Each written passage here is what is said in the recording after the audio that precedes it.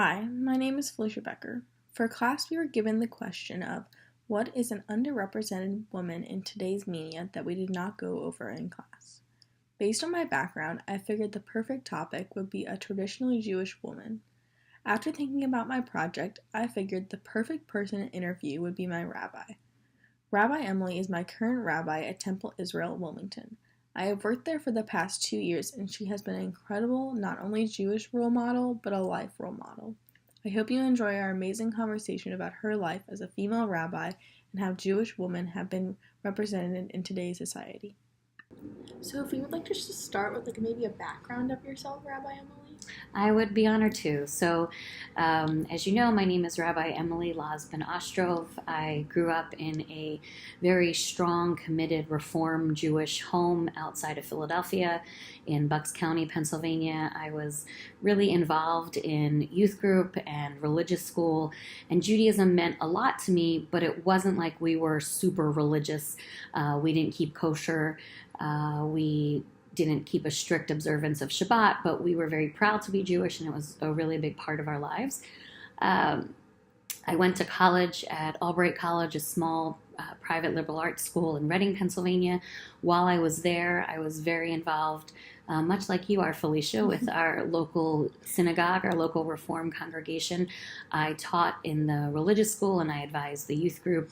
And to this day, I'm still close with a number of those people, both the kids who have now grown up and their families. While I was in college, I studied in France for about 9 months and lived there for 9 months, working for an American high school program as well after doing a semester and working for a family as an au pair.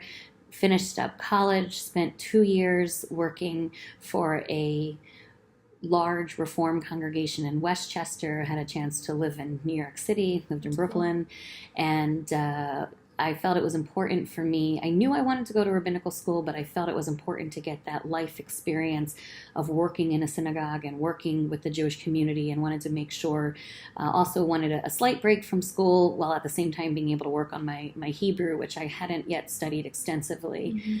After college, after those 2 years in New York, I then went off to rabbinical school. The first year is done in Israel, so I lived in Jerusalem. Also, the summer before that, I had a chance to spend the summer on a kibbutz, living in Jerusalem, living in the north of Israel on a kibbutz called Kfar Hanasi, where I was able to work on my Hebrew and really get this amazing experience. Mm-hmm. Then was in Israel 2001 to 2002, which was a difficult year. There was a lot of violence. But it was a very powerful experience, mm-hmm. studying, learning, living.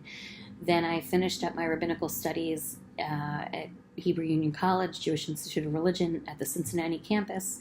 And while I was there, I also got an additional master's in educational administration from Xavier University. It was a joint program. Once I was ordained in 2008, I served as a rabbi on Long Island in Bayshore, and also worked for the Reform movement teaching their Intro to Judaism class. Got married in 2009, and after serving on Long Island, I served in Erie, Pennsylvania. Great experience in a historic congregation in the northwest corner of Pennsylvania, and recently came to Wilmington this summer, just started here July. So what particularly brought you to Wilmington?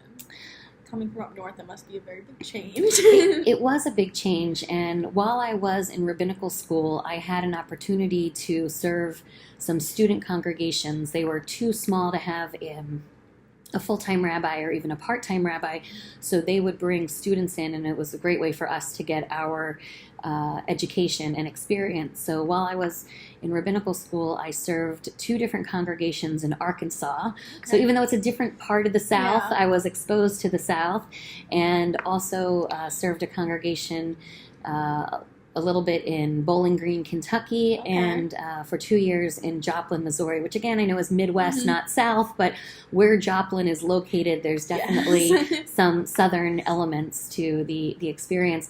And I really have an affinity for the history of Jews in the South, and how important the role of many Jews have been in so many southern cities in really helping them to be founded. And Wilmington is a perfect example.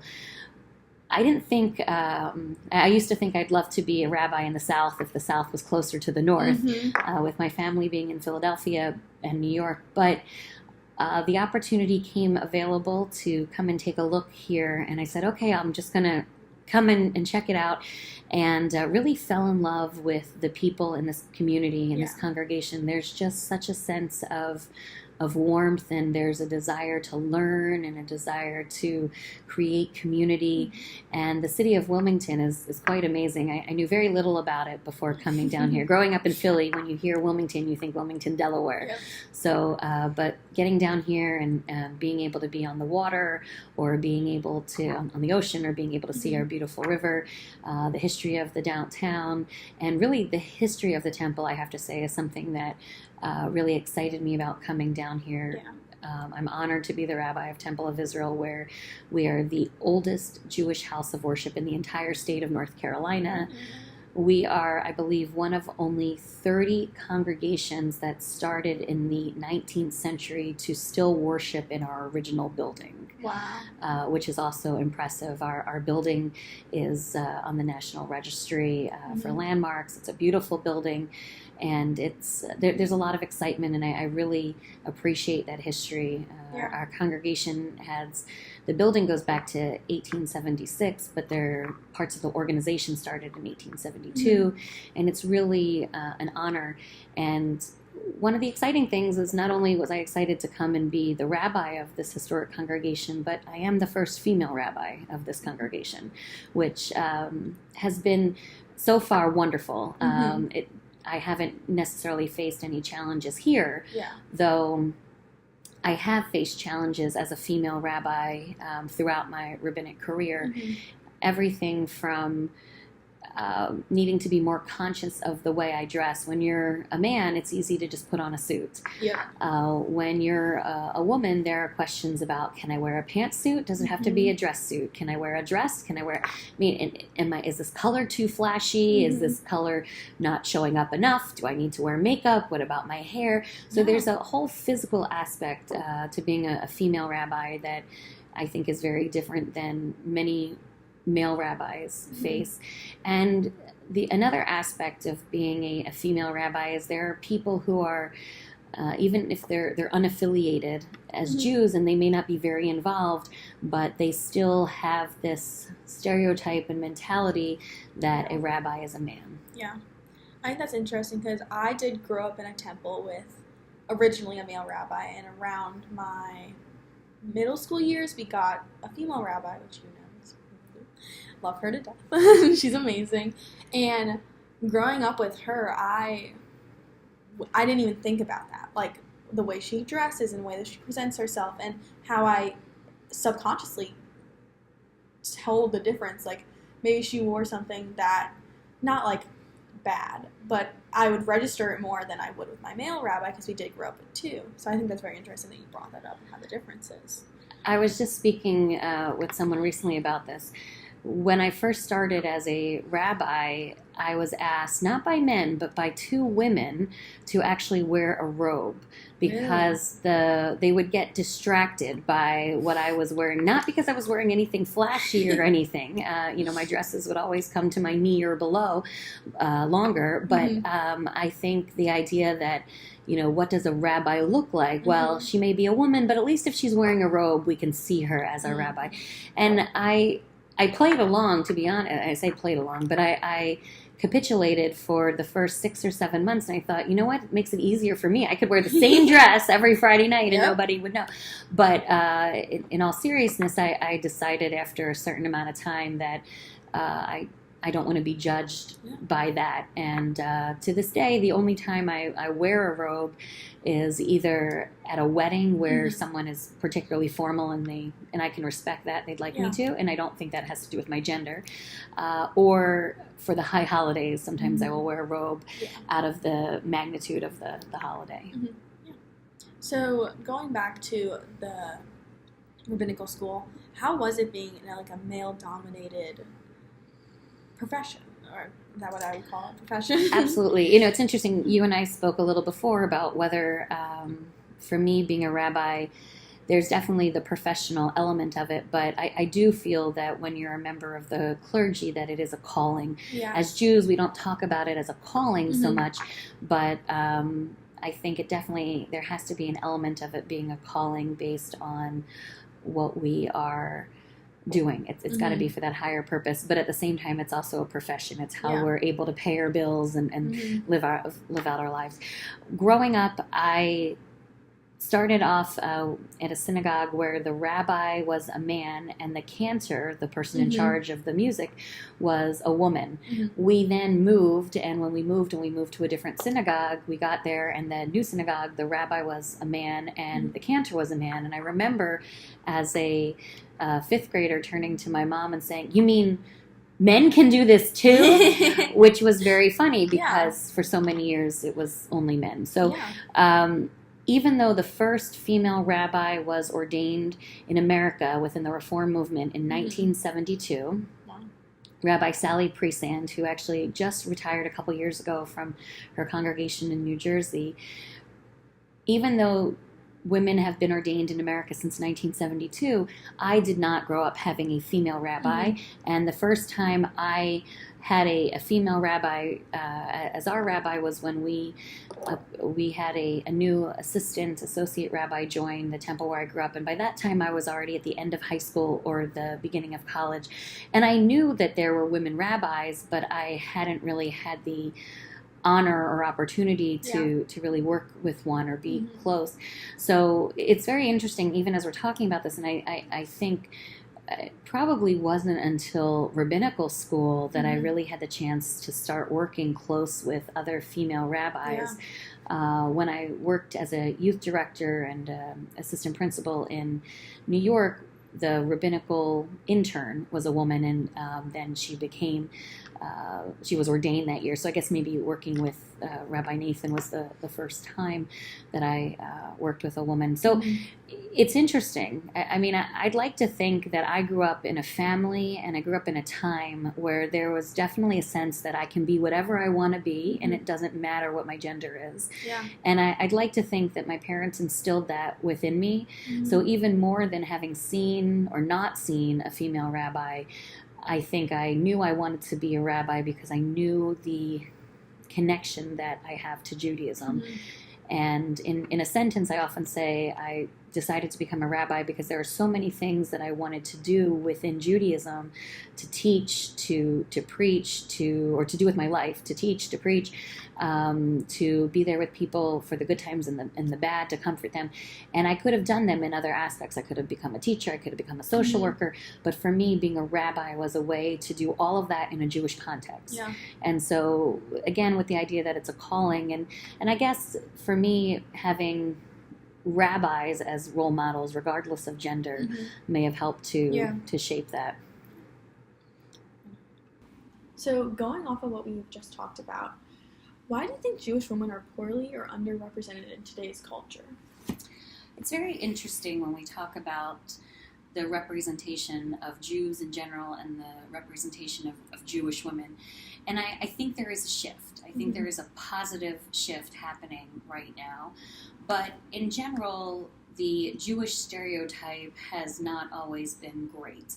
And when it comes to the general Jewish stereotype often perceived in media, I think the Jewish man is perceived as, the Yiddish is nebushi, maybe we would say a little nerdy or dorky, and we think of people like Woody Allen as your stereotype, or Ben Stiller as your stereotype, which are not necessarily these strong characters. And when we think of the Jewish woman, unfortunately, sometimes I think the Jewish woman is perceived or portrayed as somewhat of a nag or overbearing, sometimes with such a put-on New York accent.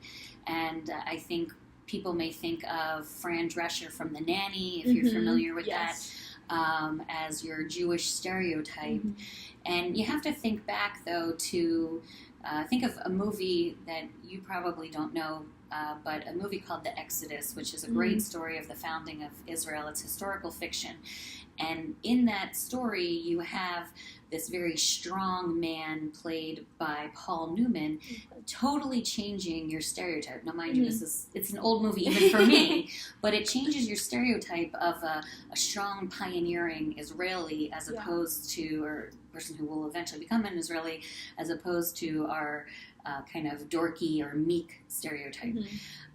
Over the last couple years, I think we've also seen some Jewish women who may not be playing Jewish actors or actresses or portraying Jewish roles, but they are Jewish actors, and that helps to change the perception. So I know I'm getting away from the question, but just to answer this, I mean, I think when you take actresses like Gal Gadot, who is Jewish, who's Israeli, and she's playing Wonder Woman, you're able to help get a shift of what a Jewish woman looks like. Now, mind you, that character is not Jewish, but those of us who know the actresses changes that. And another example is someone like Natalie Portman, who also very strong in her Jewish identity. Now, the plus and the minus on this other side is you have someone like Mayim Bialik, who plays again, a nerdy scientist on the Big Bang Theory. And I don't know that her character is overtly Jewish in the Big Bang Theory. I believe the only character who is overtly Jewish in that show is the... I know who you're talking about. Yes, Simon Hertzberg, I think is his real name. And they play into every Jewish stereotype. And again, the woman who played his mother in that show, you never saw her, but you heard her, and they really played into every one of those stereotypes. So today, I think, my feeling today, that two of the most visible women in media, or Jewish characters in media, I'd have to say, are two shows right now. One would be The Marvelous Mrs. Maisel. Love that. And the other show, I think, where you see a visible Jewish woman is The Goldbergs, Beverly Goldberg. These are two very different women and two very different characters, but at the same time, both of them play into a little bit of the Jewish stereotype, and at the same time, both of them step away from it, which I think is very interesting. It's also important to note that Jews make up only 2% of the American Jewish population. And I do think, though, I guess thankfully, our representation is much greater than that. But I don't know how that, we might be greater in numbers. I don't know that we're always greater in characterization. But I do think that the characterization of the Marvelous Mrs. Maisel has been really wonderful. Another character that I do want to mention is the TV show Transparent. Transparent is a show that was on, I believe it's Amazon Prime, for about 4 or 5 seasons, and then unfortunately, due to some accusations for the main star, they had a halt production. The reason I mention that show, though, is that is one of the main shows that I have seen in which a main character is a female rabbi. Wow. So Rabbi Raquel was her name, and she had a role, I believe, in all the seasons, and some episodes more so than the others. And for me, it was the first time we really see this in-depth look at a character who was a female rabbi. I'm aware, I saw an episode of Two Broke Girls one time that had a female rabbi in the storyline, but it was almost a punchline, and it was a very brief cameo. But I was, at the same time, even though I didn't like the portrayal of the rabbi, I was happy that here they're showing a female rabbi. And another show, just to mention, is there's a new show called God Friended Me, I believe is what it's called. I believe that's the title. I haven't watched the show, but in the very first episode, I watched the first episode. In the very first episode, in the very first scene, it's pretty amazing because the character is referring to a female friend who is a rabbi. Wow. And it's just said in passing, as if it would be no different if she was a rabbi or if it was a man who was a rabbi. And I liked that normalization. So I think in some ways I would say that the media is helping us get to a normalization of women being rabbis. I don't know how much the actor portrayals are helping us yet in presenting positive, strong Jewish women characters. We may have strong Jewish actresses, other women like Scarlett Johansson playing these great roles, but I'm looking forward to a strong, positive female character that is portrayed. Now, I know that there are, I'm sure, plenty of books and maybe some other movies that I can think of where there are positive, strong women. Yes. That gets me on my next question. If you could write your own book or write your own movie about this topic, what do you think that you would portray? It's interesting. One of the things I think I would love to portray is actually what it's like to be a female rabbinical student or a female rabbi and trying to date. Ooh, yes. I think it might make for an interesting series or an interesting movie, even a book. When Felicia, you and I have spoken before about what it's like to just dating in general, and so as a rabbinical student, I think of my own experiences. I was single when I started rabbinical school, and dating along the lines, telling people you're going to be a rabbi. I'm very proud of it, so I would say it right away. And I think for many people, they are a little surprised. Yeah. And I'm very blessed to be married to a wonderful man, and we met online. And in our initial introduction, my husband jokes of how long ago we met because we met on America Online. But we met in a chat room, and in our initial emails to each other, he told me that he was one of 10 children. And I said, oh my God, 10 children, that must be ultra-Orthodox. And I said, if you're going to tell me everything, I'm going to tell you right away I'm going to be a female rabbi. And for him, he had never met a female rabbi, so he was fascinated by that as well. And that, started off our connection. But I think it would be a great story to write about the trials of being a female rabbinical student and trying to date, or even being a single female rabbi, which I've had a number of friends who started off their rabbinical careers. But at the same time, I really think every woman who is a rabbi, or just about any working woman, has so much that they have to juggle. Yeah. But now that you got me started on this, I'd love to write my book that, whether it's my own experiences or a compilation, I think it would be very interesting for people to know that. Another thing I'd like to say is I think it's important for people to know that even today, in 2019, women are still facing a sense of stereotyping and a sense of prejudice. And it's interesting because it doesn't always come from the obvious sources. And in Reform Judaism, women have been able to be rabbis now, as I've mentioned, since 1972, though I do want to pay homage to the woman we credit as being the first ordained woman was Regina Jonas, or because she was German, probably pronounced Regina Jonas. Yes. And she was ordained in, I believe it was 1939 or around that time. And sadly, she was murdered during the Holocaust. So she never really got to fully practice as a rabbi outside of actually practicing as a rabbi in the concentration camp. Yeah. So her story, I think, is very important, and that needs to be told. So this is a great question you asked me, though, because there's a difference between telling the story of a female rabbi and telling the story of strong Jewish women, as opposed to some of these negative stereotypes that we get. One of the greatest stories, though, that's being told, and I pray will be told for many more years to come, is the notorious RBG, and knowing that Ruth Bader Ginsburg is Jewish, and hearing her story is fascinating. There are other strong women in politics that have these great stories. Even people like Dr. Ruth has a great story. And when we can hear these stories about these strong women, not sensationalized stereotypes like Fran Drescher does with the nanny, not that it doesn't have a purpose. They do have a purpose, and there's a huge comedic factor.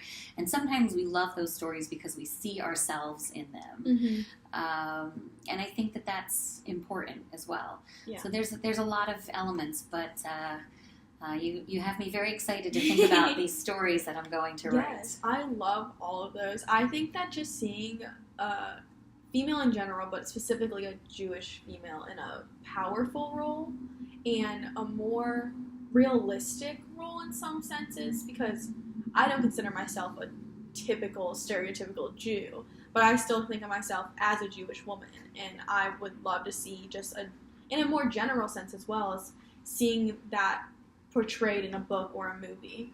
It'd be amazing. That's great, and I hope that it comes to pass soon, and that we can see that a Jewish character can be the main character with an active upbringing, not as a punchline, but just as the way that she is. Yeah. And I do believe we're seeing it sometimes, and I hope that we'll see it more. I think back to one of your other questions as we were talking about the importance of seeing this Jewish role and being able to identify with it. And I think that that's important, to make sure that people have a sense of pride in being Jewish, is to make sure that we're showing strong Jewish characters. And again, just to reiterate, not a punchline or not the pure stereotype. And I think, though, you mentioned something that's important, and I just want to say this, that you said that you're not a stereotypical Jew. And I think that stereotype of what a Jew is quickly, or maybe slowly, changing.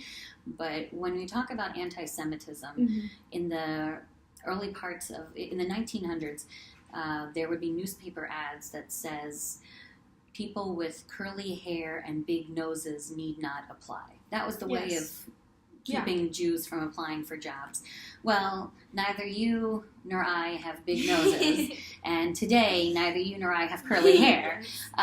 So, what does a Jew look like? Even someone like me, I don't have those stereotypical features. And more we are seeing people who have married into the faith, people who have chosen to become Jewish. We are seeing people who are adopted, that are really changing the face of what a Jew looks like.